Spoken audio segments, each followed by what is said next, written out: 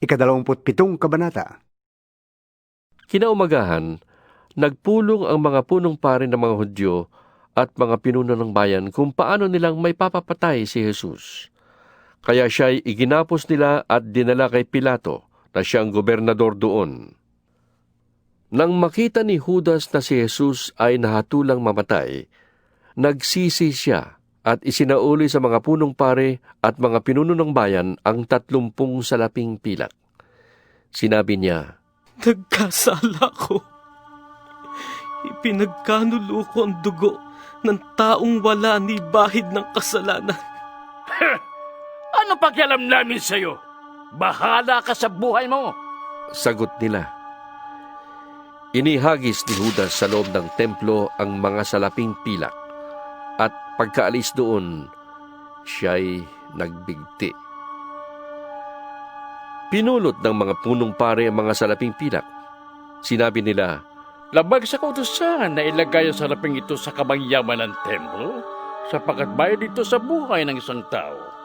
nagkaisa sila na ang salaping iyon ay ibili ng bukid ng isang magpapalayok upang gawing libingan ng mga dayuhan. Mula noon, ang bukid na iyon ay tinawag na Bukid ng Dugo hanggang sa panahong ito. Sa ganitong paraan, natupad ang sinabi ni Propeta Jeremias.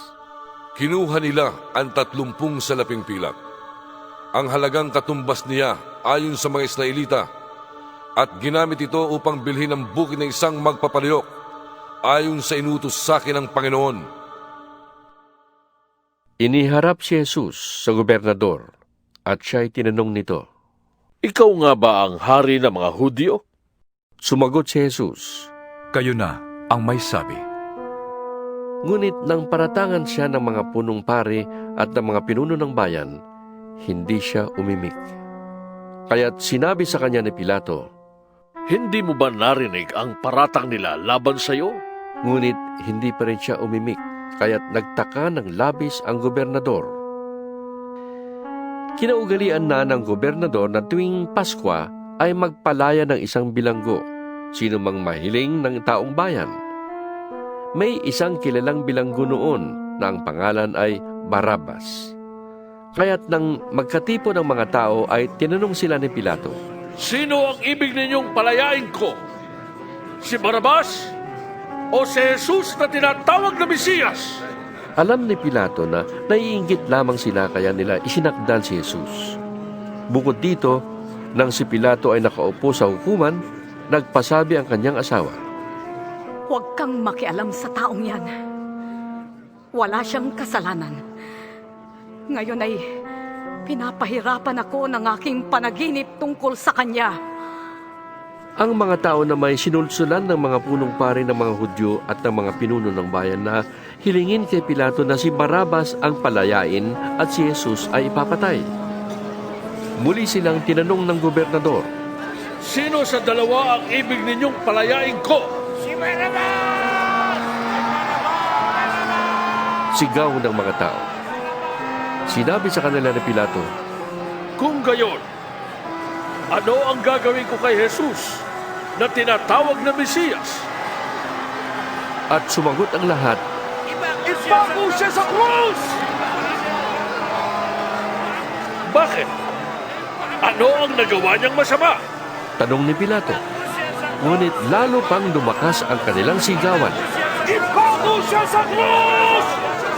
Nang makita ni Pilato na wala siyang magagawa at malamang ba'y magkagulo, nagpakwa siya ng tubig at naghugas ng kamay sa harap ng mga tao. Wala akong pananagutan sa dugo ng taong ito.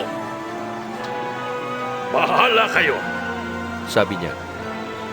Sumagot naman ang mga tao. Pananagutan namin at ng aming mga anak ang dugo niya. Pinalaya nga ni Pilato si Barabas at pinahagupit naman si Jesus. Pagkatapos, ibinigay siya sa kanila upang ipako sa krus. Dinala ng mga kawal ng gobernador si Jesus sa palasyo ng gobernador at nagkatipon ang buong batalyon sa paligid niya. Siya'y hinubaran nila at sinuutan ng isang balabal na matingkad na pula.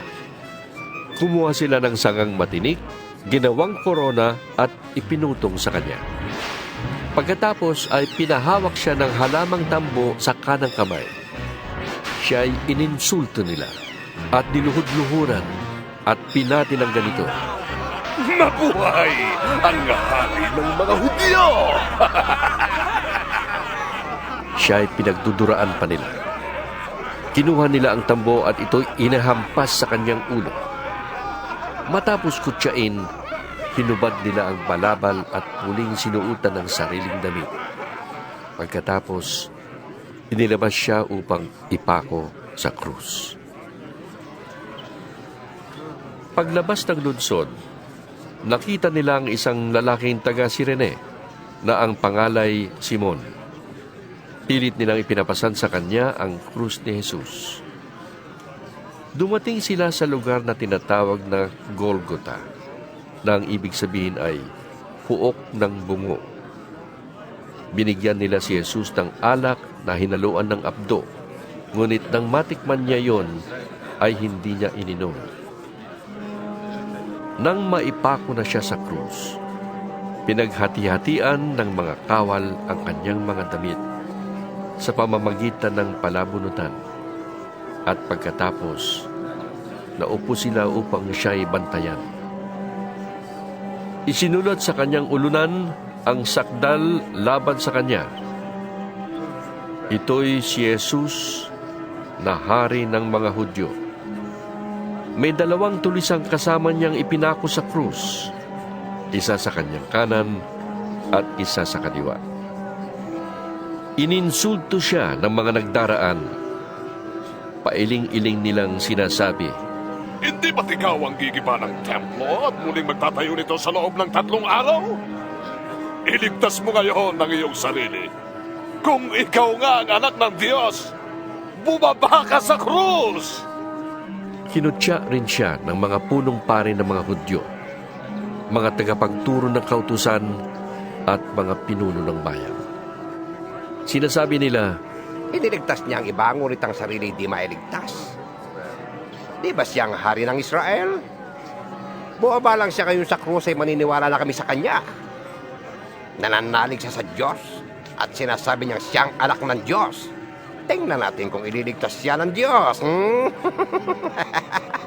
nilait rin siya ng mga tulisang ipinakong kasama niya. Mula sa tanghaling tapat hanggang sa 3 ng hapon ay nagdilim sa buong lupain. Nang mag-aalas 3 na ng hapon, sumigaw si Jesus. Eli, Eli, lema sabachthani. Na ang ibig sabihin, Diyos ko! Diyos ko! Bakit mo ko pinabayaan? ito'y narinig ng ilan sa mga nakatayo roon, kaya't sinabi nila, Tinatawag niya si Elias. may isang tumakbo at kumuha ng espongha. Binasa ito ng maasim na alak, nilagay sa dulo ng isang patpat at ipinasipsip kay Jesus. Sinabi naman ng iba, Hintay muna! Tingnan natin kung darating si Elias upang iligtas siya! muling sumigaw si Jesus ng malakas at nalagutan ng hininga. Biglang nahati ang tabing ng templo mula sa itaas hanggang sa ibaba. Nayanig ang lupa at nabiyak ang mga bato. Nabuksan ang mga libingan at muling nabuhay ang maraming banal na namatay. Lumabas sila ng libingan at pagkatapos na muling mabuhay si Jesus, sila ay pumasok sa Jerusalem at nakita roon ng marami. Nasindak ang kapitan at ang mga kawal na nagbabantay kay Jesus nang maramdaman nila ang lindol at masaksihan ang lahat na nangyari. Sabi nila, Tunay na siya anak ng Diyos! naroon ding nagmamasid sa di kalayuan ang mga babaeng mula pa sa Galilea ay sumusunod na kay Jesus at naglilingkod sa kanya. Kabilang sa kanila si Maria Magdalena, si Mariang ina ni Santiago at ni Jose at ang asawa ni Zebedeo. Pagsapit ng dilim, dumating ang isang mayamang taga-Arimatea na ang pangalay Jose.